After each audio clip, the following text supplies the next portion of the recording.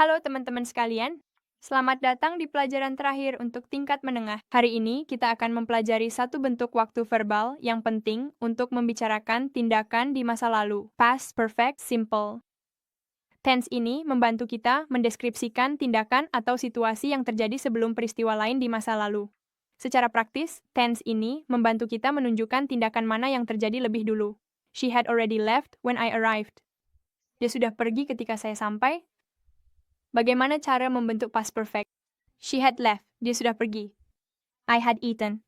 Saya akuras makan. They had finished. Mereka sudah selesai. Jadi, kita punya subjek she, I, they, diikuti oleh had, dan kata kerja bentuk ketiga. She had not left, I had not eaten, they had not finished. Untuk bentuk negatif, kita menambahkan not setelah had. Untuk bentuk interrogatif, had di posisi pertama, diikuti subjek, dan kata kerja bentuk ketiga. Had she left? Had I eaten? Had they finished? Untuk lebih mudah mengenali past perfect simple, ada beberapa ekspresi waktu yang menunjukkan bahwa suatu tindakan terjadi sebelum tindakan lain di masa lalu.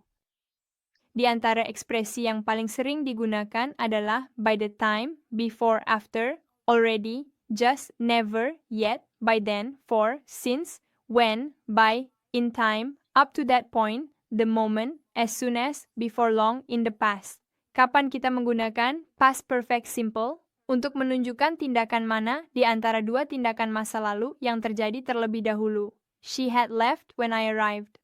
Dia sudah pergi ketika saya tiba.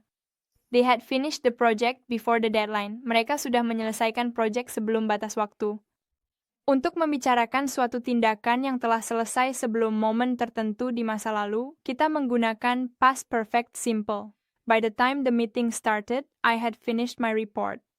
Sampai pertemuan dimulai, saya sudah menyelesaikan laporan saya. By 10 p.m., they had already gone to bed.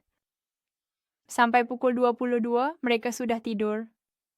Past perfect digunakan untuk menunjukkan urutan terjadinya tindakan di masa lalu, terutama ketika kita menggunakan kata when atau before. She had already eaten when I called her. Dia sudah makan ketika saya meneleponnya.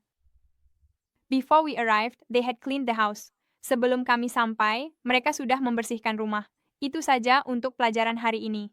Jangan lupa untuk mempelajari seluruh pelajaran di AE School.